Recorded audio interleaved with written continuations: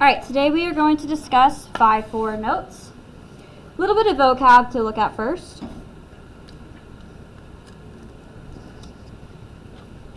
So this here, you're used to seeing as a square root, but we can have different types of roots when we change this number and here. Stop. I said stop. The most important vocab word to know is what we call this symbol here. Again, you're used to seeing that and calling it a square root, but the more general word to describe this is radical.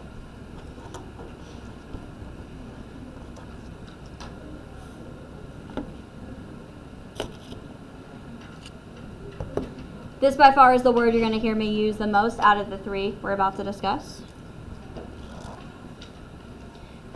Next, what's under the radical we refer to as the radicand.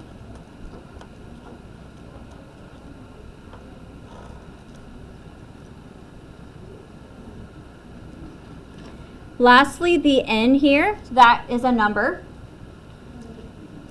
we refer to as the index. N for index.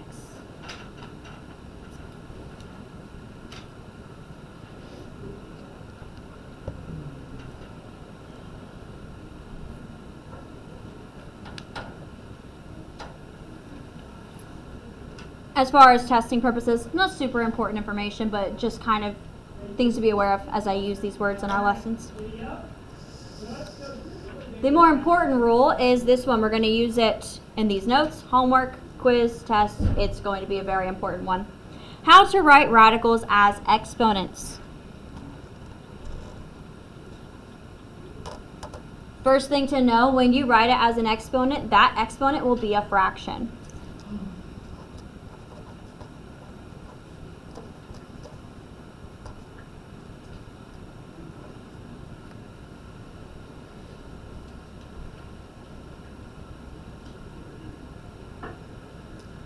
Now there's a very easy rule to remember here. Notice that this m exponent is on the inside of the radical. And this n is outside the radical. When we convert the forms, it looks like this. A to the m over n power. In other words, it's the inside over the outside, which I'll just write as in over out.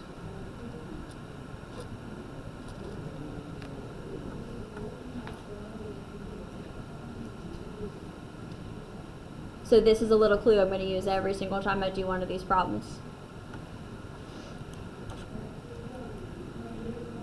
Let's see a problem with actual numbers in it.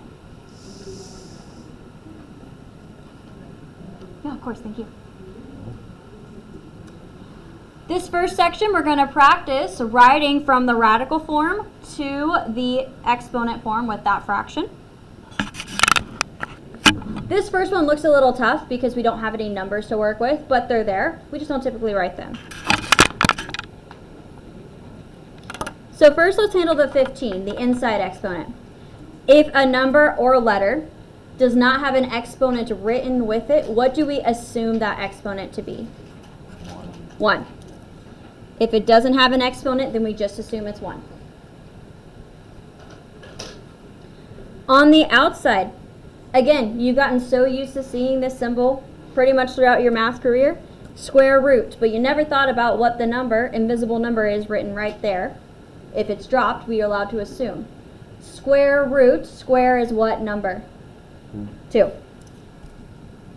So if it's not written, it's a 2. If we want it to be any other number, it has to be written there. It has to be given that way.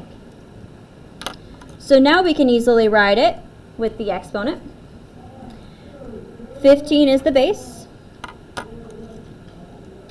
And then remember the rule is in over out, inside, outside. Inside is 1, outside is 2. Our fraction is a half. So again, it's n over out. I'll write that for a few of the problems. That's all there is to it. Number 2 is a slightly similar problem. This time we already know our root number. It's a 3 specifically. This is called a cube root. And again, the 17 doesn't have an exponent, so we assume it's a 1. Now we can change the form. We have 17 to the 1/3. And again, that's because the rule is inside over outside. One more time. Oh, where did I get the 2 from?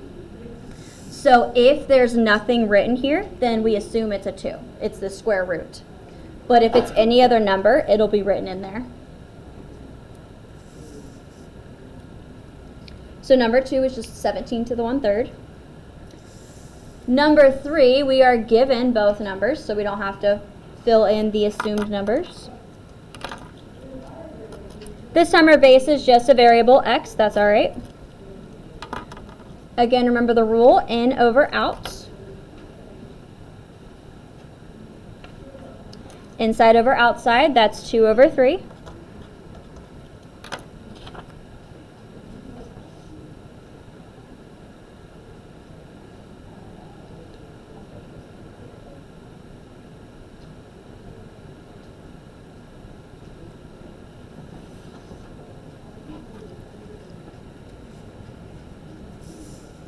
Number 4. This one takes that idea and expands it when we have multiple things under the radical. Looks difficult at first, but it's pretty much the same thing. A little rule to be aware of first and foremost. Each number or variable gets an exponent.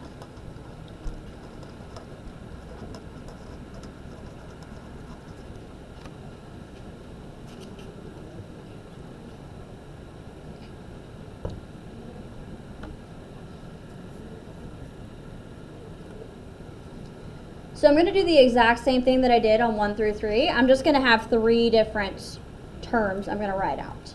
So first, let's make sure we know all of their exponents. 12 doesn't have an exponent, so it's 1. X has an exponent, it's 2. Y also doesn't have an exponent, so it's 1.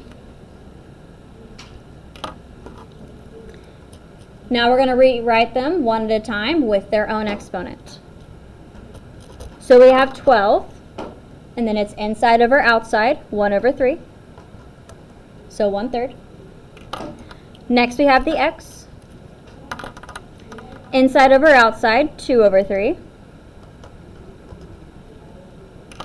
And then we have the y. Inside over outside, it's 1/3.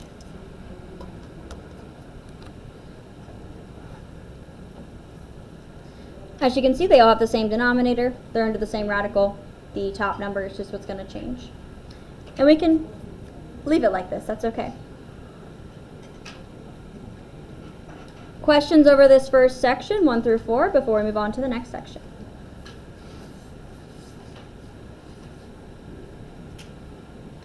Next section, we're going to go the other way. We're going to start with the exponent form, and we're going to change it back into the radical form. So again, reminder what this fraction means. The 1 over 2 represents in over out, inside over outside, with the radical.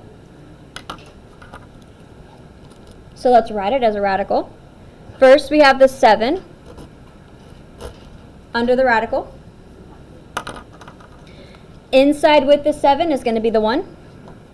Outside is going to be the 2.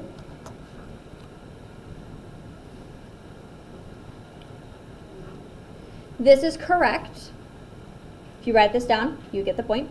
But there's a slightly better, more proper way to write this answer. Papa. Was it? No, Papa. Ha.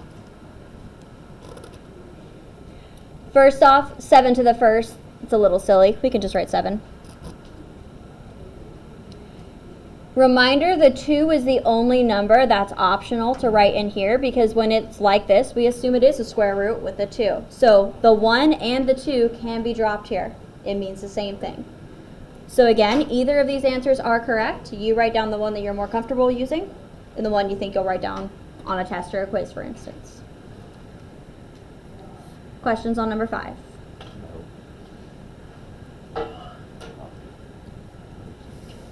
Number 6, 18 to the 1/3, very similar problem. Again, this is in over out.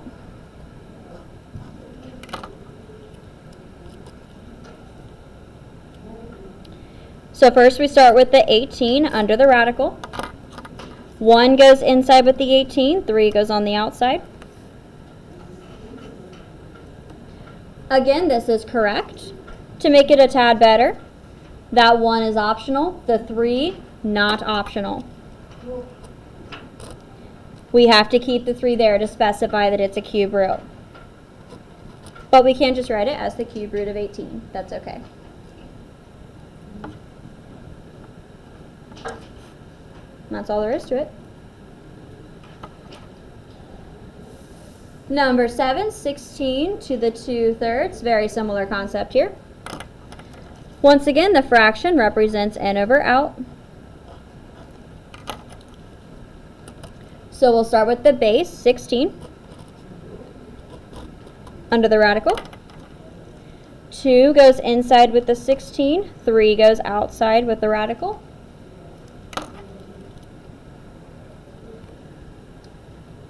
And that's all we can do.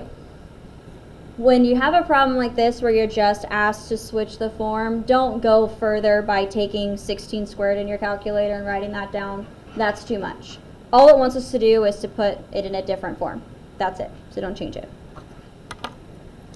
Last one, number 8, with a variable this time. b to the 5/7. Again, this is in over out. So we have b under a radical. 5 goes inside with the b, 7 goes outside.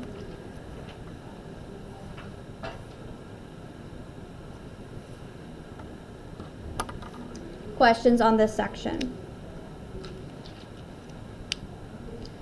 Just a little by the way, all of the fractions we've done at this point have been small number over big number. It will not always be the case. Some students get that definition of when you write the fraction, the small one goes on top and the large number goes on bottom. Not always true. We're actually going to do a problem in a moment that breaks that rule, so just know that that doesn't work every time. We're going to switch gears here to a different type of problem, simplifying.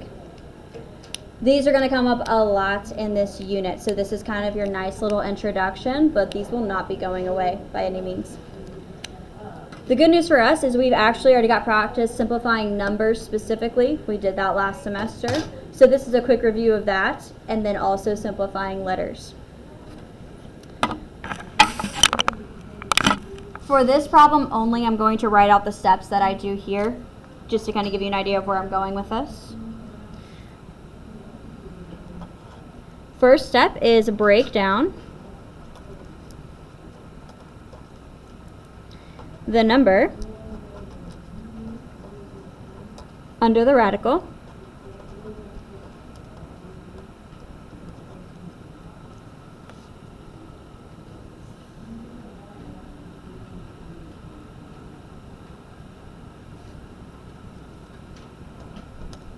When you do this, there is a question you should ask yourself first. Is it a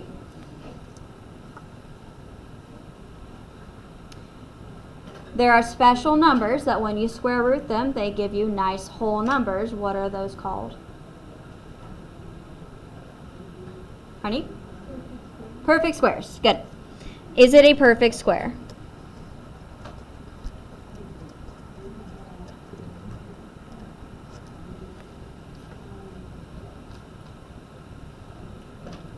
You want to make sure you ask yourself that question, because if it is a perfect square and you notice it, you're going to save yourself some work. If you don't notice it, you're going to be breaking it down for no reason. So there's my little 2 cents there. So let's start with our number under the radical. It is a 49. Yep, 49 is a perfect square. Square root of 49? 7.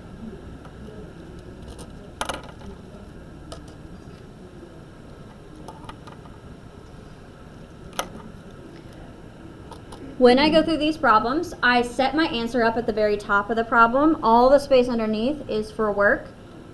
If I haven't warned you ahead of time, it gets a little messy, can be a little unorganized, so it's nice to have one space dedicated to the answer. So far I've broken down the 49 and I've got a 7 at this point. And then anything else that would come after that is going to get multiplied by that 7.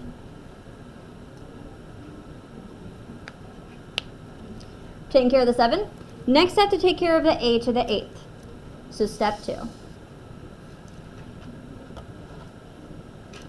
Break down the variables.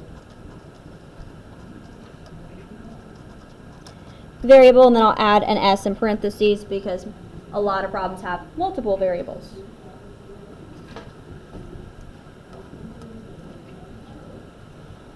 As you do this step, you want to ask yourself, how many groups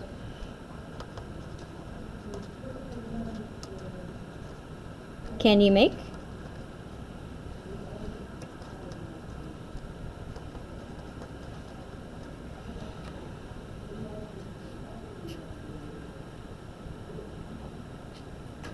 I'll explain that in just a moment.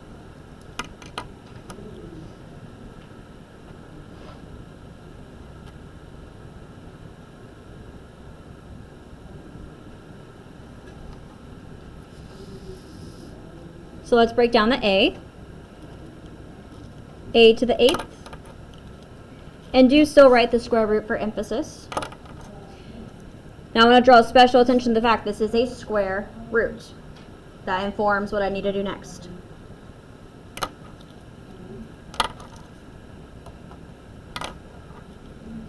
What this square here tells me is that I need to make groups of 2.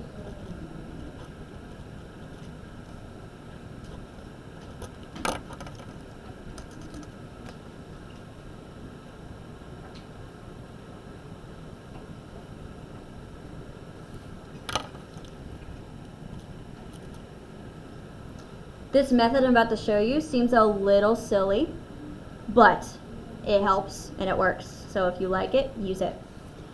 A to the 8th, that means I have 8 a's. So I'm going to write out 8 a's. 1, 2, 3, 4, 5, 6, 7, 8.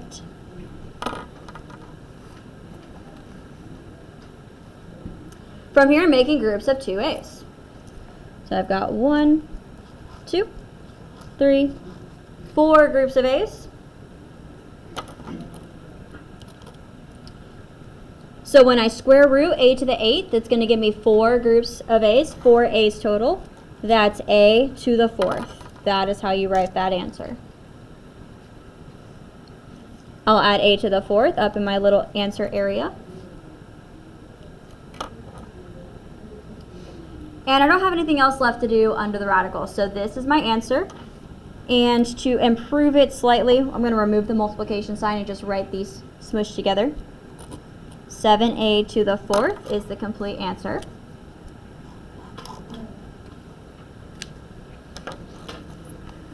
And that's all. That is the process. I'm going to add one more step here real quick. It's kind of vague, but it's essentially what I just did at the very end there. Multiply to get your answer.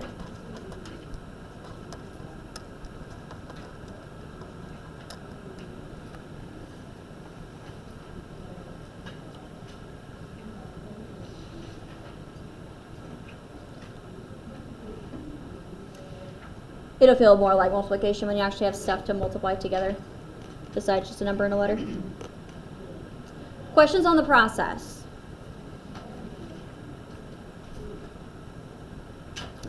Like I said before, I don't think it's difficult. There's just a lot to it, and there's a lot to keep track of. Backside, number 10.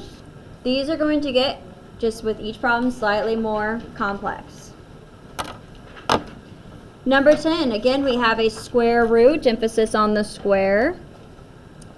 48, x squared y to the 4th, z to the 12th. I'm not going to write the steps out this time, but I will talk through them. First, we start with the 48. Again, square root of 48. You may or may not be aware, 48, not a perfect square. Always check for this first because, again, if you have a perfect square, save yourself some time by noticing it. If you're not sure, you can always put it into the calculator. This calculator, specifically the white one, the square root button is its own button. It's right here. Other calculators, it's in a different spot. So if you can't find it, let me know. I can help you with that. But for this calculator, all you have to do is hit the square root button and then type in your number and hit enter. It's really hard to see on camera, but there is a decimal right here after the 6, so this is a nice long decimal, not a perfect square. We will have to break this down. Just a warning, if you're new to me, there's a good chance I'm about to do this differently from how your teacher taught you last semester. If you were taught differently, I do not use the perfect square method. It's a great method. It's how I learned it in high school. However, there are many students who do not get along well with the perfect square method. It's just a little too complicated. So, my method, I find two numbers that give me 48 when multiplied. It could be any two factors. Depending on the numbers I choose, the process will be very short or it might be a bit longer. So, that's what I'm going to do. When I look at 48, the two obvious numbers that jump to mind are 6 and 8. So I'm going to break this down into 6 and 8.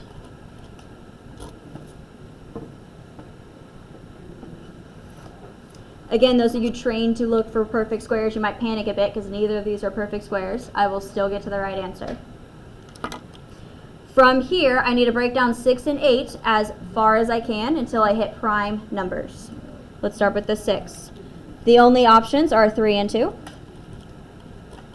I can't choose 6 and 1. That would not be productive. 3 and 2 are both prime. You can't break them down further without using 1 and themselves. I'm done with this 6, so I'm going to cross it out. 8, same thing. I only got one pair of options, 2 and 4. 2, can't go any further. I broke down the 8. 4, I can take out one more time, down to 2 and 2. Please do keep writing the perfect or the square root each time, the radical sign. I find that students who drop them in the past tend to make mistakes. Just want to avoid that. Here I ended with a pair of 2s. And then I have another pair of 2s. I can circle those. Those are going to group together. And then I'm left with a lone square root 3. It does not have a partner. So it's going to go in our answer, but it's going to stay under the radical, unfortunately. So I'm going to box him up separately. Now remember, each time you make a pair, that whole number comes out. So this pair of 2s gives me just a nice 2. So we have a 2. Times this pair brings out another 2. Times the square root of 3.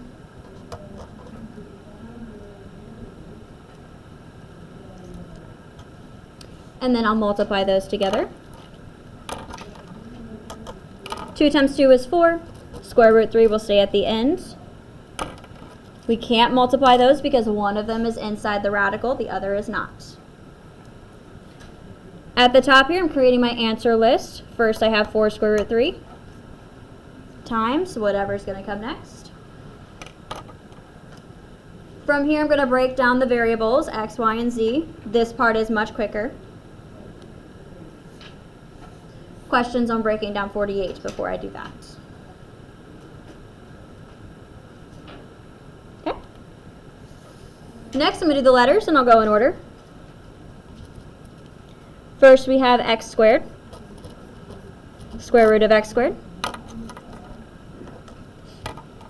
Once again, I'm going to keep writing out how many letters I have and making my groups. Those of you who already see the shortcut, give me a minute, I'll show it to you in just a moment. So we have 2 x's here. And when I go to make my group of 2, I already have one and only one group. So that means I have just x. So that's going to get added to the answer list. Times. Next we have the y's. Y to the 4th, square root it. This time I have 4 y's, so I'll write out a y 4 times. 1, 2, 3, 4. Make my groups of 2. I have 2 nice groups of 2. So that means I have 2 y's that come out, y squared. I'll add that to the answer list. And I'll have one more item. I have to break down the z's. We have z to the 12th, square root of z to the 12th.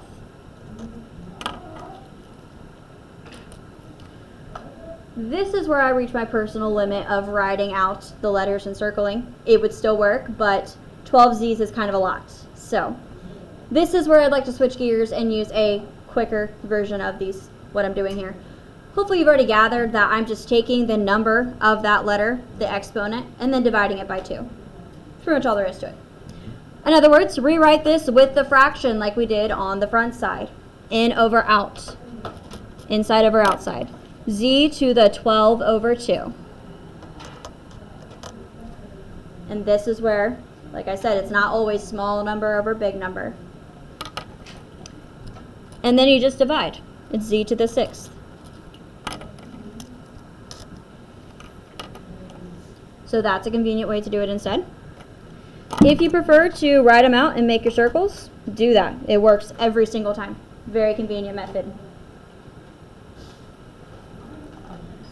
I am out of things to break down, so all I have left to do is rearrange my answer. I'm going to go ahead and say now, if you write this as your answer on test, quiz, whatever it is, it's correct, but I'm not going to give a point for it. There's going to be a point lost here because this is completely improper. We can do better than this. When you write your answer, you're going to have the square root, the radical at the back. And in this case, we just have a 3 that's in a radical. Everything else is outside of it. So I'll go ahead and write that down. Everything else will go in front of it. And as I write things down, I'm going to check them off. It's very easy to lose a term or two as you go. From here, we put things in order. Whole numbers first, and then letters, alphabetical order. So pretty much how it's listed right now. 4 will go first, and then the x, and then the y squared, and then the z to the 6th. And there's our complete answer.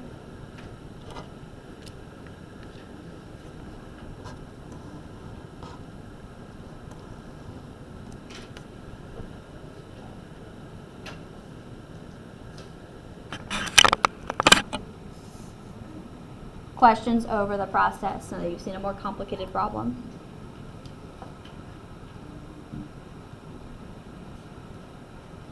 Like I said, these aren't bad, they just take a bit of work and a bit of time. But doing these on your own, you're going to work through them faster than I am. Number 11. 3 times the square root of 300. A to the 5th, b to the 4th, c squared. First off, when you have a number in front of it, go ahead and put it in that answer space. Make that your first priority. A lot of students forget about numbers, signs that are put in the front. They're very easy to leave behind. Now I'll start breaking things down. We got a 300 to work with.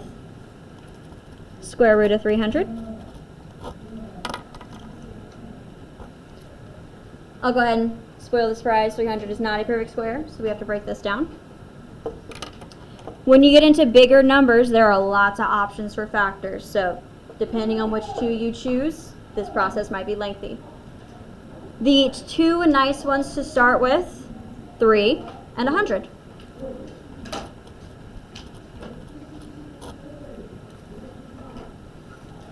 Three can't be broken down any further, so we'll stop it there. I chose 100 because it is a perfect square, so it breaks down very quickly. If you pick its 2 factors that are the square root, 10 and 10.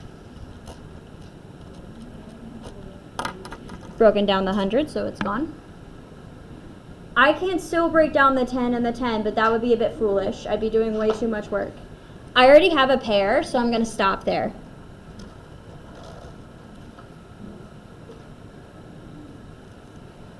So that pair of 10s is just going to give me a 10. And then the square root of 3 is just going to go on the end. And I'll add this to my answer space up here.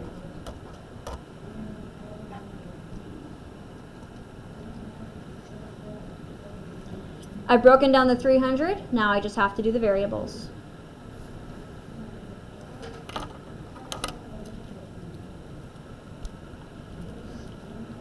We have a to the 5th, square root of a to the 5th.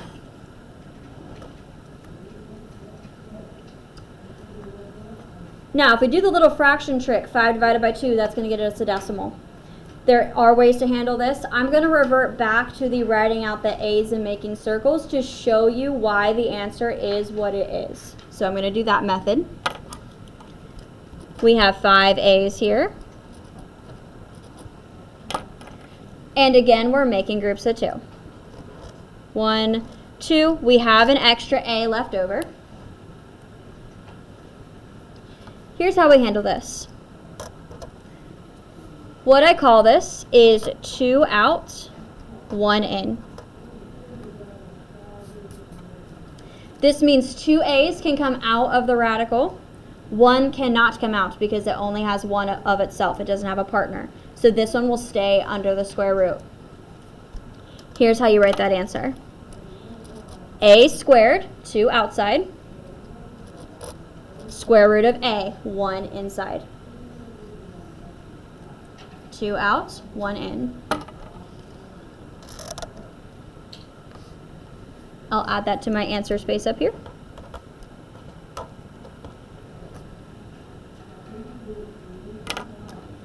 Next I have the B's. B to the 4th, square root of B to the 4th. Since this one divides nicely, I'll go back to using just the fraction exponent. B to the, again, n over out, 4 over 2.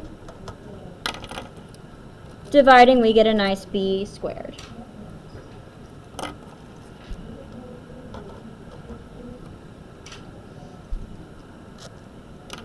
And one more time for the C's. Square root of C squared. Also even, so I'll use the fraction. C to the 2 over 2 equals C to the 1st, which we'll just write as C. Now add that to the answer up top. And again, here's all of our answer. We need to put it together in a nice fashion. We'll have our square root at the end. I'll fill that in a moment because we have multiple square roots here. Let's start with just numbers outside of the square root. We have 3 times 10. I will multiply that together to get 30. Check those off now that I've used them. Next, the letters that are not under a radical, alphabetical order. A squared, B squared, C. And then I have 2 radicals left. Those can get multiplied traditionally. In this case, we just put 3A under the radical together.